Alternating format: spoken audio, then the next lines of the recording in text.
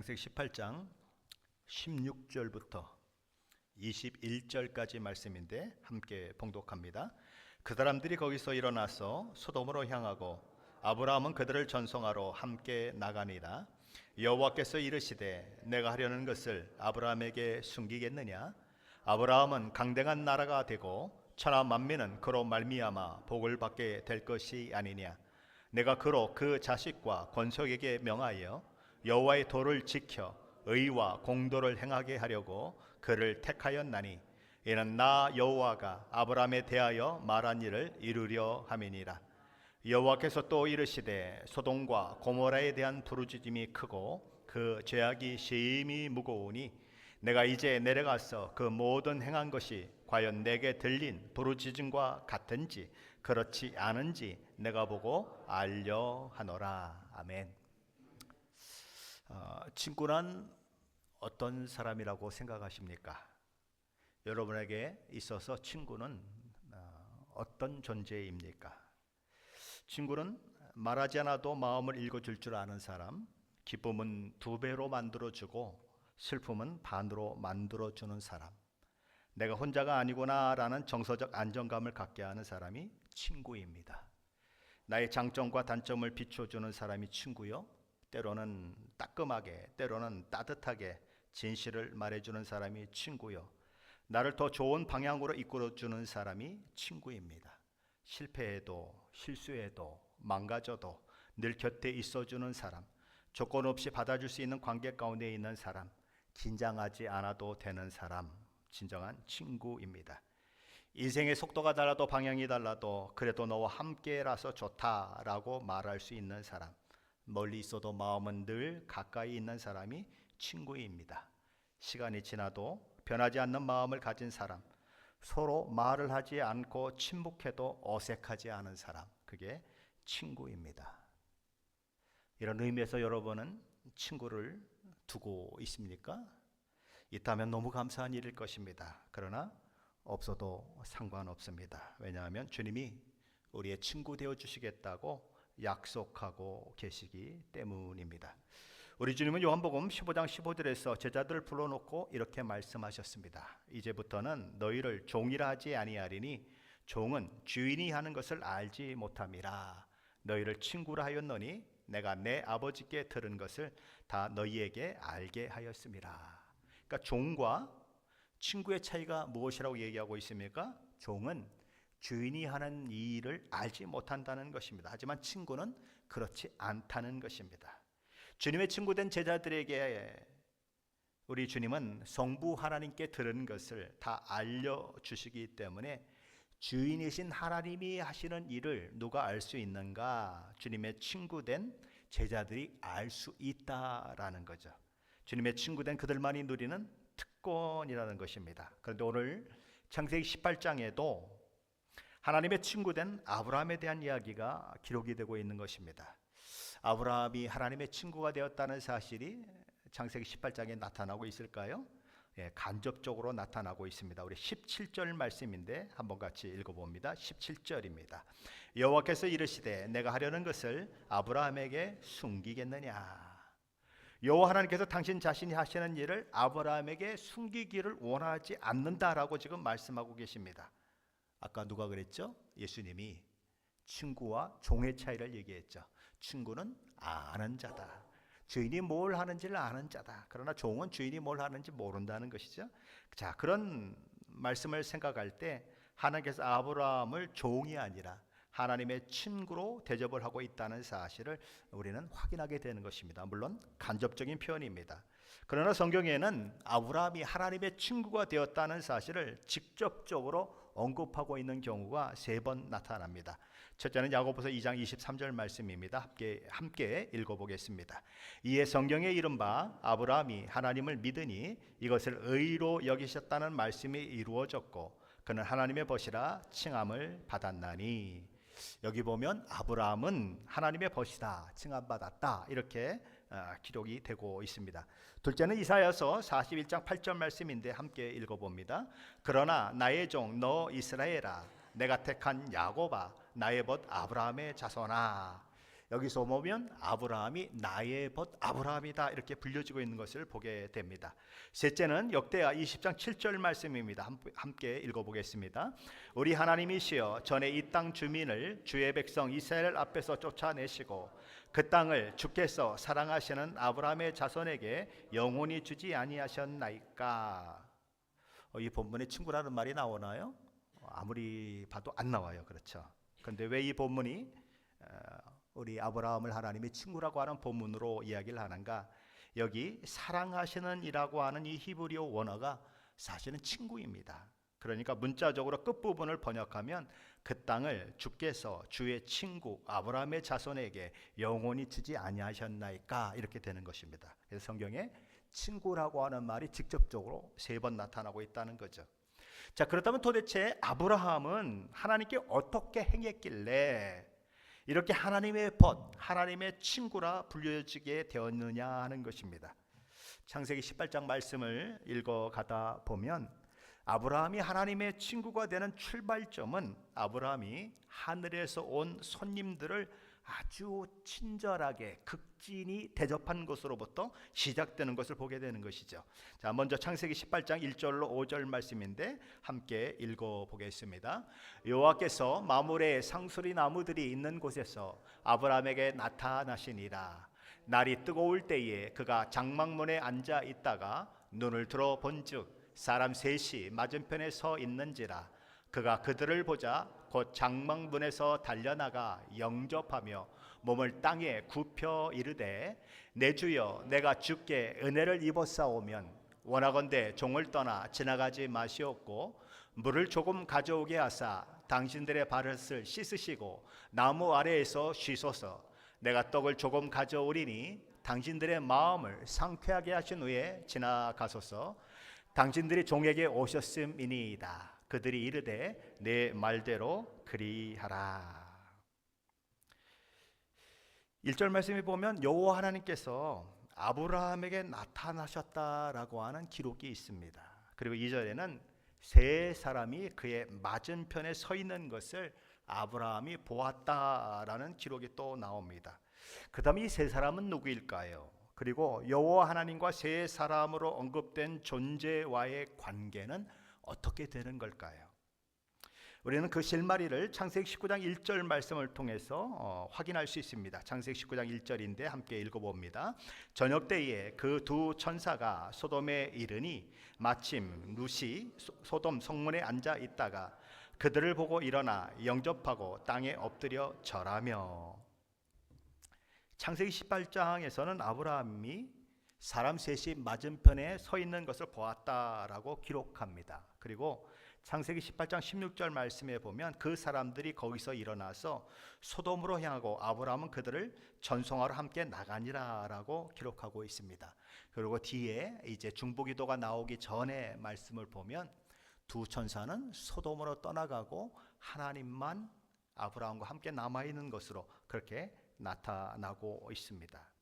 그러니까 지금 세 사람으로 맞은편에 보였던 사람들이 누구를 얘기하는 것인가 하는 것을 우리는 이제 이렇게 생각을 해낼 수 있는 것입니다. 그렇죠? 셋이 보였는데 둘은 천사였고 이미 소돔 땅에 있었다. 그런데 한 분은 남아 있어서 아브라함이 중보기도하는 것을 듣고 있었다. 그죠? 그러니까 결국 세 사람의 형상을 가진 세 존재는 한 분은 하나님이시고 두 분은 천사다. 이해되셨습니까? 아무도 대답을 안 해요. 그죠?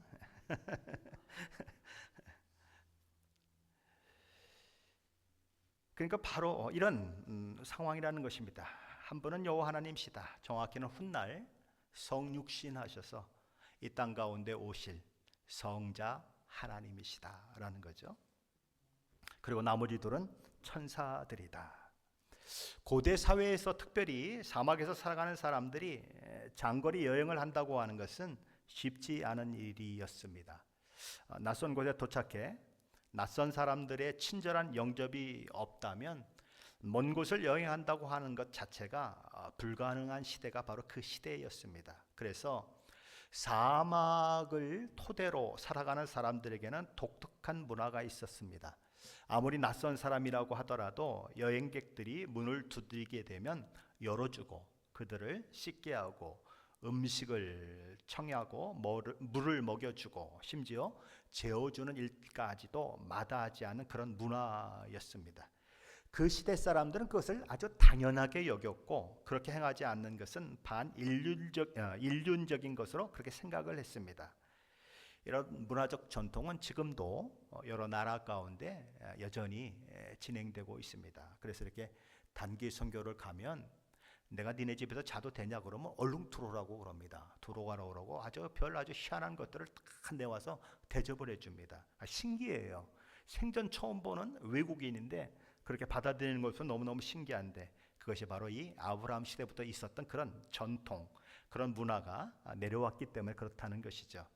우리나라에도 사랑방이라는 게 있었죠. 사랑방이 뭡니까? 이렇게 여행 다니는 사람들이 언제든지 와서 묵을 수 있는 곳이 사랑방이었습니다. 요새는 뭐 하도 세상이 살벌하다 보니까 그런 일들이 점점 없어지죠. 그러나 과거에는 그런 일들이 있었던 것이죠.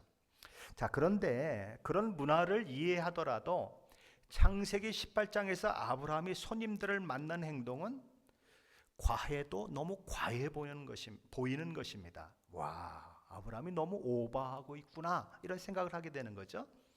그는 손님들이 요구도 하지 않았는데 뛰어나가서 그들을 영접해 드렸습니다. 심지어 그들 앞에 엎드려 절을 하면서까지 그들을 맞이했습니다. 그리고 발을 씻을 물을 준비해 드릴 터이니 씻으시고 여기 나무 그늘 아래 앉아 계시면 먹을 음식을 내어다 드리겠다고 말합니다. 그리고 4절에서는 이렇게 얘기해요. 내 주여, 내가 주께 은혜를 입었사오면 원하건대 종을 떠나가지 마십시오. 이렇게 간청을 하고 있는 모습을 보게 되는 것입니다.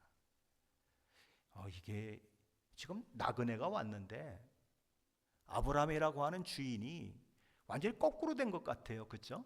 나그네가 제발 나 좀 재워주세요. 그러니까 먹을 것도 주세요. 이래야 할 것 같은데 지금 누가 빌고 있습니까?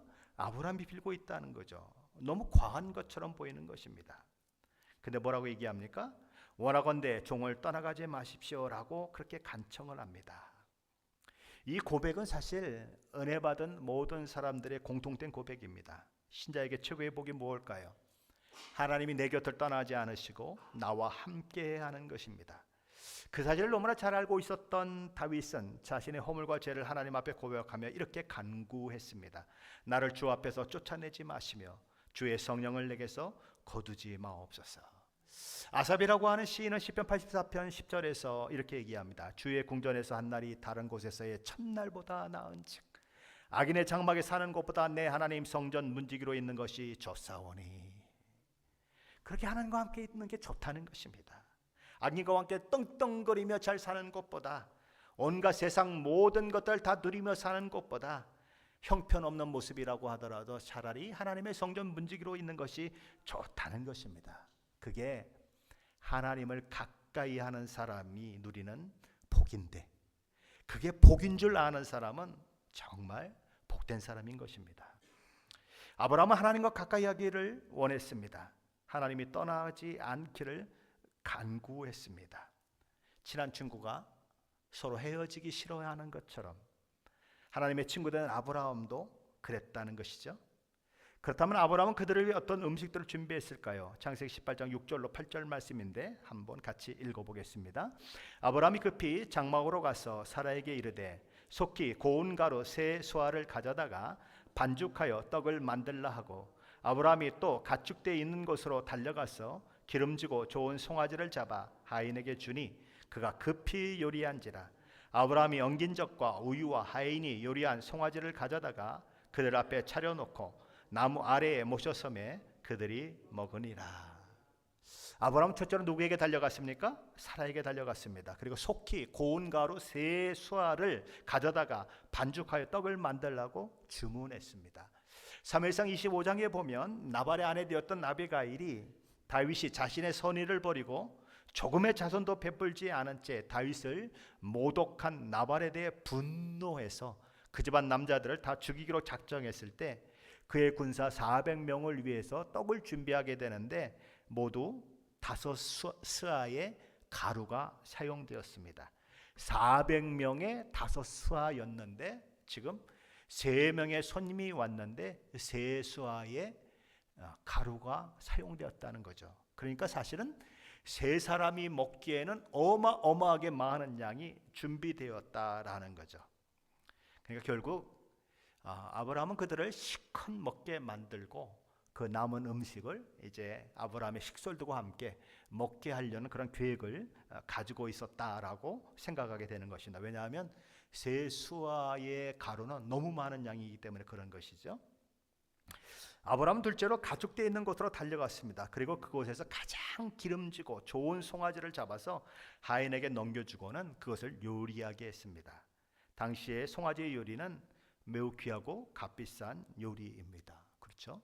누가 이제 막 온 낯선 사람들을 위해서 자기 집 송아지를 잡겠습니까? 송아지 값이 도대체가 얼마인데, 그죠? 근데 아브라함은 그렇게 자기 손님에게 최고의 대우를 하고 있는 것이죠. 아브라함은 셋째로 엉긴 젖과 우유를 준비했습니다. 이 엉긴 젖이라고 하는 것은 우유를 발효시킨 것을 말합니다. 고대 근동에서는 소화가 잘 되고 마시면 힘이 난다고 해서 소젖을 발효한 것보다는 염소젖을 발효시켜서 먹곤 했습니다. 그런 것들이 지금도 선교지에 가면 있습니다. 제가 투르크메니스탄에 갔을 때 염소젖을 발효시킨 것을 내놓더라고요. 그래서 먹었는데 아주 맛있지는 않아요. 왜냐하면 우리는 단 거에 익숙해 있으니까. 그래서 어떤 사람들은 그걸 먹고 이렇게 배가 아프다고 하는 분들도 있는데 저는 아무런 문제도 없었는데 어쨌든 염소젖이라고 하는 것이 그렇다는 거죠. 근데 이거 아십니까? 요즘에는 염소젖으로 된 분유가 있습니다. 알고 계세요? 네. 소로 된 분유만 있는 것이 아니라 염소젖으로 된 분유가 있어요. 근데 그게 아기에게 좋다 그래가지고 염소젖으로 먹이는 엄마들이 있는데 그 중에 하나가 우리 딸입니다.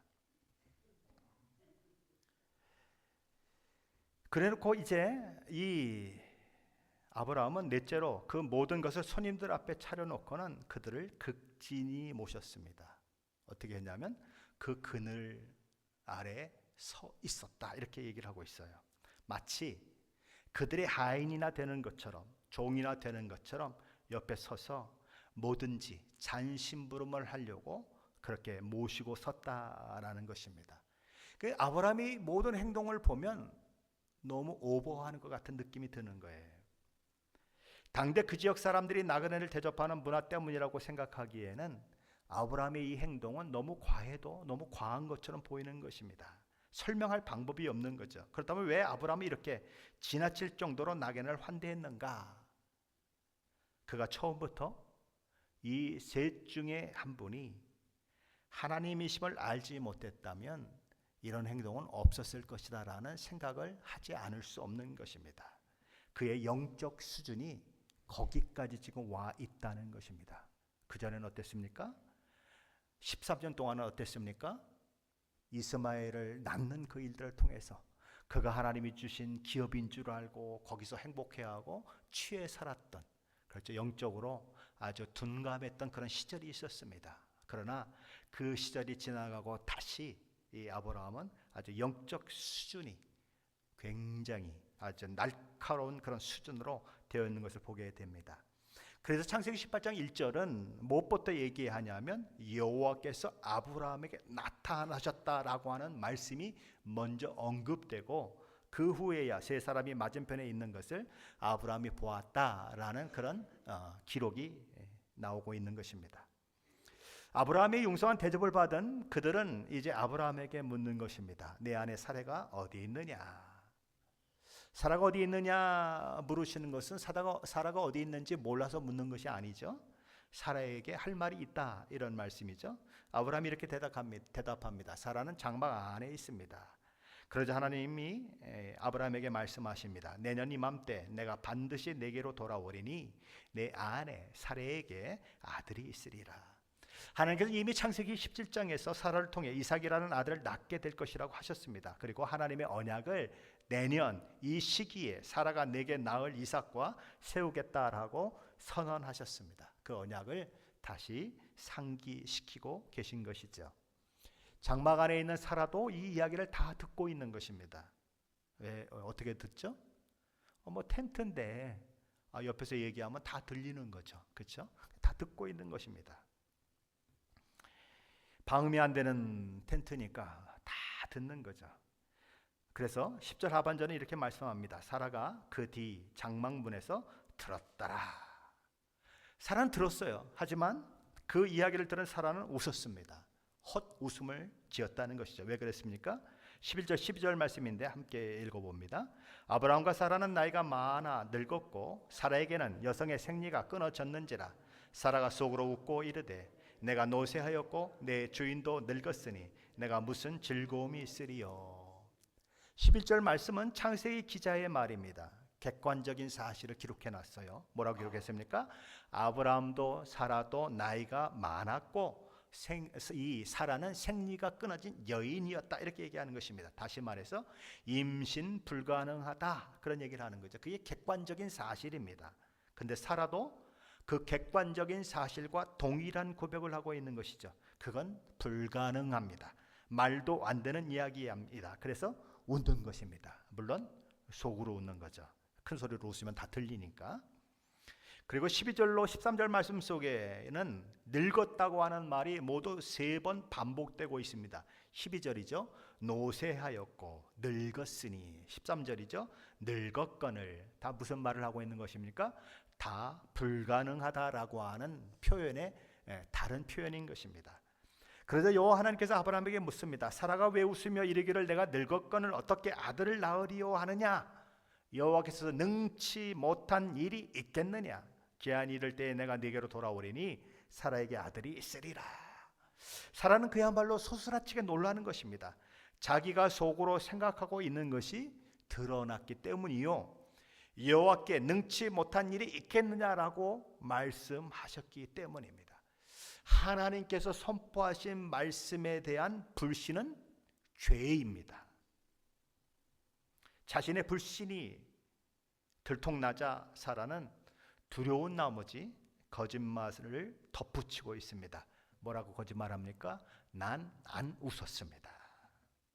죄라는 것은 항상 그래요. 죄를 숨기려고 또 다른 죄를 짓게 만드는 것, 그게 죄의 특성입니다. 차라리 사라가 자기 죄를 인정하고 용서를 빌었다면 얼마나 좋았을까요? 사실은 자신의 죄를 인정하고 회개하는 자가 복이 있는 법입니다. 그 사람은 자기 죄 진 것밖에 없지만 그걸 덮으려고 다른 거짓말을 하면 또 다른 거짓말을 하게 되는 거죠. 그래서 나중에 한참 거짓말을 하다 보면 자기가 그 전에 무슨 말을 한지를 몰라가지고 나중에 들통이 나는 거죠. 그렇죠? 거짓말 잘하는 사람의 특징은 뭡니까? 지난번에 무슨 얘기했는지 몰라요. 맨날 저 거짓말을 했으니까. 그죠? 그런 것이죠. 사실 정직한 게 좋은 것입니다. 자, 그러면 하나님은 분명하게 다시 한번 말씀하십니다. 단호하게 말씀하십니다. 내가 웃었느니라. 그건 사실이라는 거예요. 그러나 사라의 거짓말에도 불구하고 하나님의 약속이 취소되지 않았다고 하는 것은 놀라운 은혜인 것입니다. 하나님께서는 그들의 불신앙에도 불구하고 하나님의 언약이 그 가정에 이루어지게 하심으로써 그 가정에서 이삭이 태어나게 하시고 이삭을 통해 메시아가 오게 만드시는 것입니다. 그리고 그분을 통해 아직도 죄 가운데 있는 죄인들을 구원하시기를 기뻐하시는 것이죠. 하나님의 은혜가 사라의 불신앙의 고백, 그리고 또 다른 거짓말을 덮어버린 것처럼 그분의 십자가 죽으심은 우리의 허물과 죄를 덮어버립니다. 저와 여러분의 어떤 죄도 우리 주님의 십자가 대속의 은혜로 용서받지 못하는 죄는 없습니다. 그것이 성경이 얘기하는 거예요. 다윗은 간통을 범했습니다. 그리고 그것을 덮기 위해 그의 남편 된 우리아를 전쟁터에서 죽게 만들었습니다. 그가 용서받았을까요? 용서받지 않았을까요? 용서받았습니다. 베드로는 예수님을 모른다고 3번 부인했습니다. 그는 용서받았을까요? 용서받지 않았을까요? 용서받았습니다. 사도 바울이 되기 전에 사울은 수많은 기독교인들을 핍박하는 기독교의 대적자였습니다. 그는 돌에 맞아 죽는 스데반의 죽음을 당연한 것으로 여기고 스스로 증인 역할을 했던 사람입니다. 그러면 그 사도 바울은 용서받았을까요? 안 받았을까요? 당연히 받았습니다. 그래서 예수 안에서 사실상 용서받지 못할 죄는 아무것도 없습니다. 그러므로 내 죄가 용서받을 수 있을까? 나 같은 놈도 의롭게 될 수 있을까? 그런 생각할 필요가 없는 것입니다. 예수 믿는 자에게는 그런 복이 임하기 때문에 그렇습니다. 사라의 불신앙은 하나님의 약속을 이루는 것을 막을 수 없습니다. 왜냐하면 하나님의 은혜가 그의 불신앙을 덮고도 남았기 때문입니다. 그래서 사라의 불신앙에도 불구하고 그에게 아들이 있을 것이 다시 한번 선포되는 것이죠. 그리고 하나님과 천사들은 아브라함의 짐을 떠나게 되는 것입니다. 아브라함이 그런 그들을 전송하려고 같이 집을 나서게 되죠. 그런데 그렇게 전송 나온 아브라함에게 여호와 하나님께서 말씀하시는 것입니다. 내가 하려는 것을 아브라함에게 숨기겠느냐. 아브라함이 전송을 나가지 않았으면 어떻게 됐을까요? 집 앞에서 그냥 문 앞에서 빠이빠이 잘 가세요 그랬으면 어떻게 됐을까요? 이런 일이 있을 수 없겠죠. 전송 나가는 것입니다. 극진히 대접하는 것입니다. 그런 가운데 하나님이 그에게 말씀하시는 거죠. 내가 하려는 것을 아브라함에게 숨기겠느냐. 아브라함을 친구로 인정하신 하나님께서는 자신의 속마음을 아브라함에게 숨기지 않고 이야기하겠다고 선언하신 것입니다. 여호와 하나님께서는 두 가지를 아브라함에게 말씀하셨습니다. 하나는 아브라함 자신에 대한 것이고 다른 하나는 소돔과 고모라 땅에 대한 이야기입니다. 첫 번째 말씀은 아브라함 자신에 대한 말씀인데 18절 19절 말씀입니다. 함께 읽어봅니다. 아브라함은 강대한 나라가 되고 천하 만민은 그로 말미암아 복을 받게 될 것이 아니냐. 내가 그로 그 자식과 권속에게 명하여 여호와의 도를 지켜 공의와 정의를 행하게 하려고 그를 택하였나니 이는 나 여호와가 아브라함에게 대하여 말한 일을 이루려 함이니라. 우리 하나님은 첫째로 아브라함은 강대한 나라가 될 것이다 라고 말씀하셨습니다. 둘째로 아브라함으로 인해 천하 만민이 복을 받게 될 것이다 라고 말씀하셨고, 그런 복과 은혜를 받은 자로 선택된 아브라함이 해야 하는 일은 그는 물론 그의 자손 대대로 여호와의 하나님의 말씀을 지켜 행하며 공의와 정의를 실천하도록 하기 위함이다 라고 그렇게 말씀하셨습니다. 그러니까 다만 아브라함이 구원받는 것에 그치는 것이 아니라 그를 통해서 온 나라와 민족이 복을 받을 뿐만 아니라 그의 자손 대대로 하나님의 말씀에 순종하는 백성이 그렇게 이어지는 것, 그것이 하나님이 그를 선택하여 부르신 이유라는 것입니다. 하나님께서 두 번째로 하신 말씀은 소돔과 고모라를 심판하시겠다는 말씀이었습니다. 20절로 21절 말씀인데 함께 읽어봅니다. 여호와께서 또 이르시되 소돔과 고모라에 대한 부르짖음이 크고 그 죄악이 심히 무거우니 내가 이제 내려가서 그 모든 행한 것이 과연 내게 들린 부르짖음과 같은지 그렇지 않은지 내가 보고 알려 하노라. 하나님께서 첫째로 소돔과 고모라의 악함과 죄로 인해 부당하게 억울하게 착취와 어려움을 당한 자들의 울부짖음이 크다라고 하셨습니다. 악이 성행하면 억울한 누명을 쓰는 자들이 많죠. 그렇죠? 악이 성행하면 불쌍하게 죽는 사람들이 많은 것입니다. 요새 어떤 판사가 자살한 것 때문에 막 매스컴에 조금 오르내리고 있죠. 그 판사는 1심에서 김건희 여사가 무죄로 선고됐는데 김건희 여사에게 4년인가를 선고했던 그런 판사예요. 왜 1심에서는 무죄였는데 2심에서는 4년을 선고했을까요? 그 이야기는 잘 모르겠어요. 어쨌거나 그는 양심에 갇히게 돼서 그랬는지 어째서 그랬는지 자살로 자기 생을 마감하는 것입니다. 그 지금 이렇게 악이 성행한 사회의 그런 모습들인 거예요. 그렇게 되면 어려운 사람들이 많아지는 거죠. 죄 없는 사람은 죄 있는 사람이 돼버리고 죄 많은 사람은 죄가 없는 사람이 돼버리고 그렇죠? 그런 일들이 허다하게 일어나는 것입니다.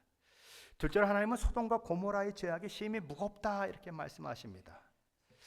여러분의 손에 쥔 물건의 무게가 너무 무거우면 어떻게 하죠? 너무 내려놓을 수밖에 없어요. 그렇죠? 소돔과 고모라의 죄악이 그러했다는 거예요. 그들의 죄악은 하나님께서 인내하시고 은혜를 베푸시는 한도를 초과했다. 그게 물건이라면 하나님이 우리 사람 같다고 하면 소돔과 고모라의 죄를 들고 계시다가 너무 무거워서 땅에 놓을 수밖에 없었다. 지금 그 얘기를 하는 겁니다. 결국은 하나님이 그들의 죄악을 그대로 놔둘 수 없는 상황이 되어버렸다. 마치 노아의 홍수 때 세상이 물로 심판을 당하였던 것처럼 그들의 죄악이 넘쳐났다. 그 얘기를 하는 것입니다. 여호와 하나님께서는 아브라함에게 새로운 시작을 선물하려고 오셨습니다. 그래서 이삭의 탄생을 말씀하시고 이삭을 통해서 그의 자손이 번창할 것이고 복을 누릴 것이고 많은 민족에게 복을 선포하는 그런 백성이 될 것을 말씀하셨습니다. 그러나 반면에 소돔과 고모라 땅에는 뭘 선포하러 오셨습니까? 끝을 선포하러 오셨어요. 하나님께서는 구원하시는 분이실 뿐만 아니라 심판주이시라는 거죠. 마지막 때는 그럴 것입니다. 우리 주님이 이 땅에 오시는 그때도 그럴 것입니다. 어떤 이들에게는 심판의 날이 될 것이고 어떤 이들에게는 구원의 날이 될 것입니다. 저와 여러분에게 그날이 심판의 날이 아니라 구원이 될 줄 믿습니다. 그런 은혜가 있기를 바랍니다.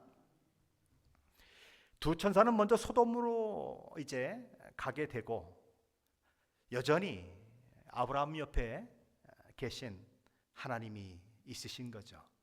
그런데 그 하나님 앞에 아브라함은 엎드려 간구하는 것입니다. 그것이 23절로 25절 말씀인데 한번 같이 읽어보죠. 아브라함이 가까이 나아가 이르되 주께서 의인을 악인과 함께 멸하려 하시나이까. 그 성 중에 의인 50명이 있을지라도 주께서 그것을 멸하시고 그 50의인을 위하여 용서하지 아니하시리이까.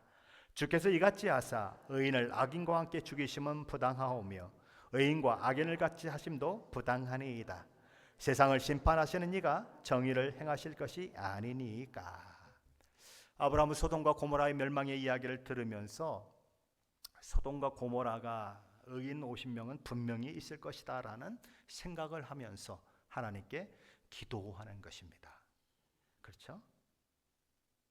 하나님, 의인들을 악인들과 함께 멸망시키는 것 결코 공의로운 심판 아니지요. 만약에 50명이 의인 50명이 소돔과 고모라에 있다면 그래도 멸망시킬 작정이십니까? 이렇게 묻는 거예요. 그래도 하나님 대답하십니다. 내가 50명이 있다면 용서하리라.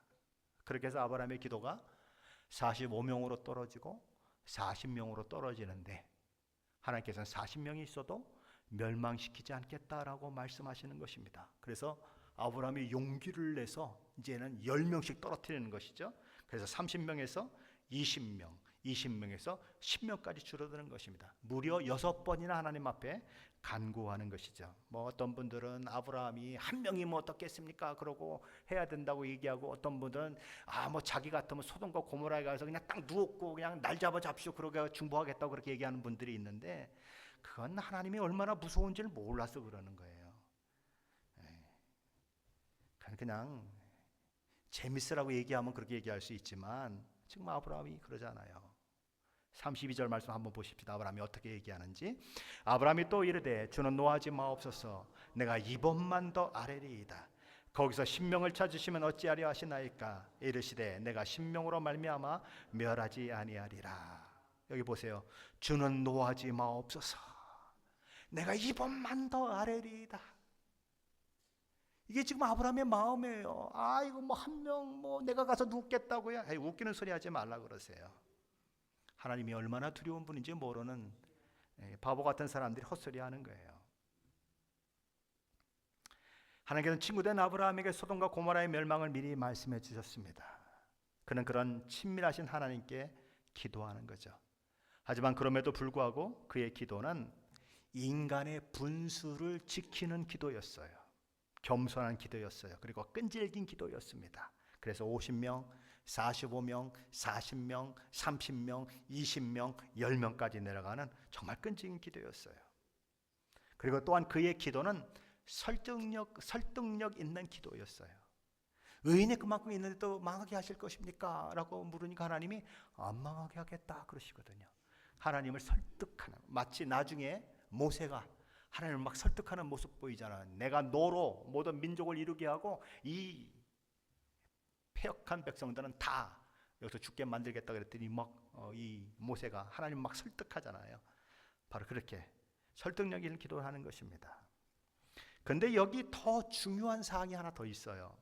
그게 뭐냐면 이미 진멸이 예고된 죄악된 도시 소돔과 고모라를 위해 그가 중보하고 있다는 거예요. 이방인도 아니고 너무너무 악해서 불과 유황불로 타 죽어야 하는 소돔과 고모라, 이방인들, 악이 꼭대기까지 찬 악인들을 위해서 중보하고 있다는 거예요. 이게 지금 너무너무 중요한 거예요. 뭐 50명에서 45명, 40명, 뭐 30명, 20명, 10명보다 이게 너무너무 중요한 거예요. 하나님은 아브라함에게 내가 모든 열방과 나라와 민족에 복이 될 것이다 라고 말씀하셨어요. 아브라함은 벌써 복이 되고 있는 거예요. 아니, 세상에 그런 사람들을 위해서 중보할 마음이 있겠습니까? 그런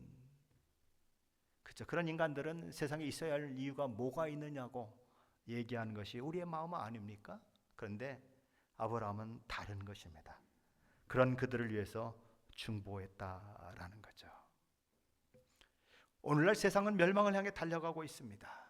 그런 세상을 향해서 우리가 해야 하는 일은 무엇이냐 하는 것입니다. 죄악으로 넘쳐나는 세상을 향해 우리가 해야 하는 일은 무엇이냐 하는 것입니다. 아브라함을 바라본다면 아브라함처럼 복의 통로가 되는 것입니다. 그들을 위해 중보 기도하고 그들에게 십자가 복음을 전하는 것입니다. 하나님은 아브라함에게 말씀하셨습니다. 의인 10명이 있어도 내가 소돔과 고모라를 멸망시키지 않겠다. 그럼 세상이 멸망하지 않는 이유가 누구 때문이라는 거예요? 의인들 때문이라는 거죠. 그러므로 의인 10명이 없어서 멸망당하는 소돔과 고모라를 생각할 때에 우리 주 예수 그리스도를 믿고 구원받아서 하나님의 자녀가 되어 빛과 소금으로 세상에 보내진 저와 여러분의 존재는 아무리 강조해도 지나치지 않다는 거예요.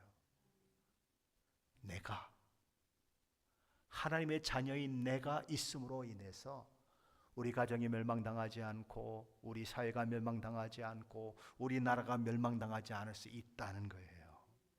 그러니까 여러분의 가치는 그냥 아잘것없는 가치, 그런 사람들이 아니라는 거예요. 세상이 망하느냐 망하지 않느냐를 쥐고 있는 그런 놀라운 사람들이라는 거예요. 세상이 복이 될 사람들, 그래서 세상의 그 악한 세력들을 위해서도 기도할 수 있는 사람들. 우리에게 뭐 열방과 나라와 민족이 얼마나 멀리 떨어져 있습니까? 우리가 알지 못하는 나라도 얼마나 많습니까? 그런데 우리가 왜 그 나라를 부르며 기도합니까? 이거 아브라함한테 배우는 거예요. 아브라함은 어떤 나라를 위해서 기도했습니까? 소돔과 고모라, 금방 망할 그 민족을 위해서도 기도했다고요. 그런데 우리가 어찌 열방과 나라와 민족을 위해서 기도하지 않을 수 있겠습니까? 사랑하는 성도 여러분, 저와 여러분은 그냥 허드레한 사람들이 아닙니다. 이 땅에 죽고 사는 것을 쥐고 있는 사람들이에요. 여러분 비행기를 타십니까? 그리고 비행기가 안전히 딱 랜딩했습니까? 그럼 이렇게 기도하세요. 하나님, 나 때문에 이 사람들이 다 살았습니다.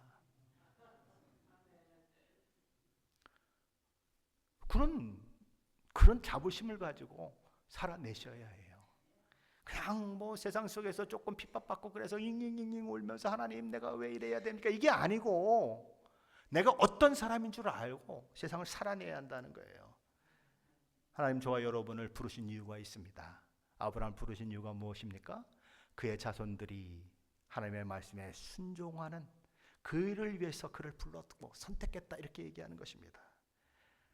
하나님의 놀라운 그 믿음의 역사가 저와 여러분 안에 갇혀 있는 것은 하나님의 뜻이 아니에요. 자녀들에게 흘러가야 하는 것입니다. 이게 참 어려운 것이, 늦게 예수님 만난 사람들에게는 이게 참 어려워요. 왜냐하면 일찍 예수 만났으면 아이들을 어릴 때 태어날 때부터 교육을 시켰을 텐데 늦게 예수를 만나니까 애들이 이미 다 커져가지고 이게 참 어려운 거예요. 그러나 우리는 기도할 수 있어요. 하나님, 이 영혼을 부탁드립니다. 소돔과 고모라를 위해서도 아브라함이 기도했다는데 왜 자식을 위해서 우리가 기도해야 하는 건 당연한 거죠. 그 영혼을 놓고 기도하면 하나님 우리의 기도를 듣지 않으시겠습니까? 소돔과 고모라를 위한 기도도 하나님이 들으시고 10명이 있으면 멸하지 않는다고 하시는데, 저와 여러분 그렇게 자녀들을 위해서도 기도하시고 열방과 나라와 민족을 위해서도 기도하시고 내가 누구인지를 아는 믿음으로 놀라운 그런 은혜를 아는 자로, 내 신분이 어떤 자를 아는 자로 믿음의 길을 걸어가신 저와 여러분 되시기를 예수 그리스도의 이름으로 간절히 축원합니다.